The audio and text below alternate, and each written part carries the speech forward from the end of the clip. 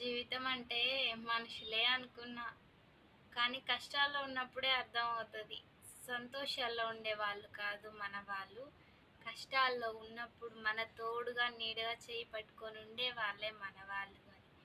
రూపాయి ఉంటే కాళ్ళొత్తుతారు. రూపాయి లేకపోతే తొక్కేస్తారు.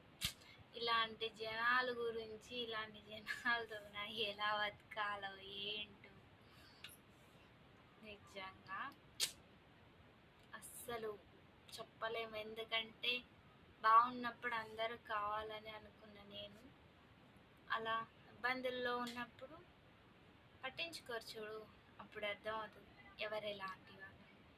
ఎవరిని గుడ్డిగా నమ్మకండి. మనల్ని మనం నమ్ముకుంటే చాలు. ఎవరినో నమ్ముకొని బతకడం ఎందుకు?